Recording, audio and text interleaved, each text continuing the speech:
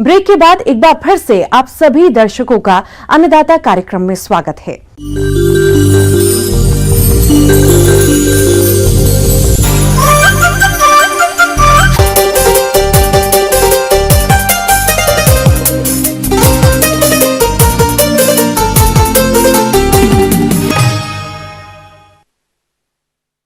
प्रदेश में जिन किसान भाइयों ने मसूर की फसल लगा रखी है, उनकी फसल में इस समय कई तरह के कीट रोगों का प्रकोप देखने में आ रहा है, जिसके कारण फसल के उत्पादन में भारी कमी आ जाती है। इसलिए आप इनकी पहचान कर नियंत्रण कैसे करें, इसकी जानकारी दे रहे हैं कृषि विशेषज्ञ राकेश परिहार।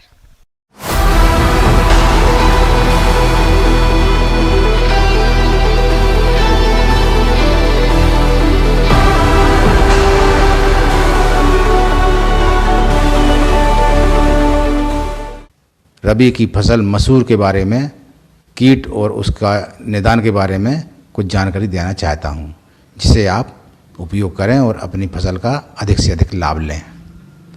सबसे पहले मसूर फसल में प्रमुख रूप से लगने वाला कीट माहू है। ये हरी पत्तियों का रस चूसता है एवं पौधे को नुकसान पहुंचाता है। मौसम में तापमान सामान्य से अधिक होने की स्थिति में माहू कीट का प्रकोप अधिक होता है। माहू कीट के शिशु और प्रौढ़ दोनों ही पौधों की कोमल पत्तियों, तनों, फूल व फलियों से रस चूसकर पौधों को कमजोर कर देते हैं, जिससे पौधे मुरझाकर सूख जाते हैं, फलियां सिकुड़ जाती हैं और फलियों में दाने नहीं बनते हैं। बड़े क्षेत्रफल पर बरानी मसूर की खेती में माहू कीट के अनियंत्रित प्रकोप से पैदावार में 70 से 80% तक नुकसान हो सकता है।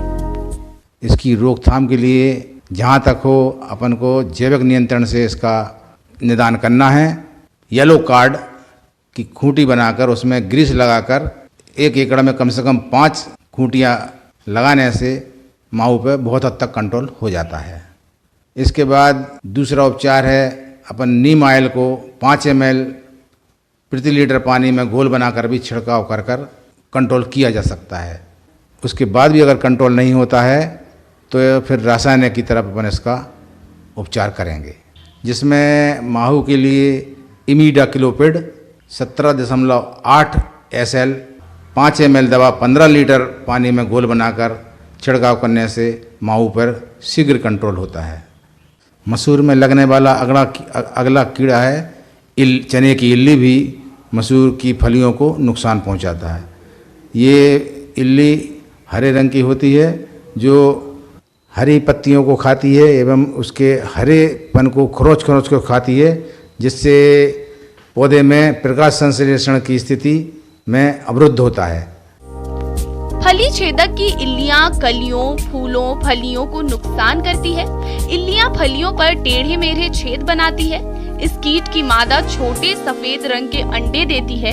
इल्लियां पीली, हरी, काली रंग की होती हैं तथा इनके शरीर पर हल्की गहरी पट्टियां होती हैं। अनुकूल परिस्थितियों में यह कीट 4 सप्ताह में एक जीवन चक्र पूर्ण करती है। इसके उपाय के लिए सबसे पहले जैविक तरीका है कि टी आकार की खूंटी किसान अपने खेतों में लगाएं, जिससे परभक्षी आकर इनको खाते हैं, जिससे काफ़ी हद तक कंट्रोल होता है फसलों में।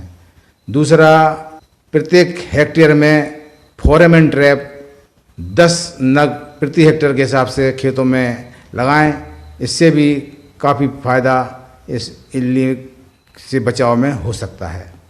तीसरा जैविक तरीका है कि NPV वायरस 250 LE 250 ml प्रति हेक्टेयर के हिसाब से फसलों में छिड़काव करें, जिससे इस इल्ली पर कंट्रोल किया जा सकता है।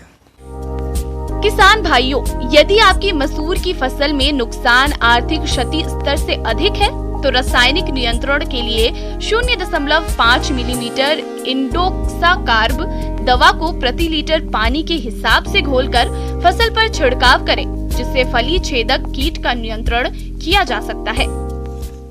इसके बाद मसूर में कुछ रोग भी लगते हैं। पहले नंबर का रोग है उगटा।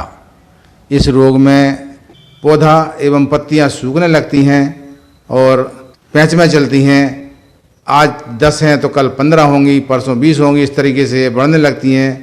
रोग को देखते ही किसान पौधों को उखाड़ कर फेंक दें, दूसरी जगह जला दें या उनको नष्ट कर दें। उगरा रोग से बचाव के लिए अगली बार जो भी फसल बोएं वो इस बार नहीं होना चाहिए और फसल चक्र को अपनाना चाहिए। बोने के लिए उगटा अवरोधी फसलों को बोएं, प्रॉपर बीज उपचार करें जिसमें ट्राइकोडर्मा, कार्बनडाइजिम, इन बीज उपचारों से बीज का उपचार करने से इस रोग की संभावनाएं बहुत निम्न और ख़त्म हो जाती हैं। तथा कार्बनडाइजिम एवं ट्राइकोडर्मा गोबर की खाद में या वर्मी कंपोस्ट में मिलाकर भुरकाव करने से भी इस रोग पर कंट्रोल किया जा सकता है। मेरे द्वारा जो जानकारी दी गई है यह किसान अपने ध्यान में रखें एवं अपनी आगे वाली या जो वर्तमान में बोई गई फसल हैं उसमें इसका उपयोग करें और अधिक से अधिक लाभ लें।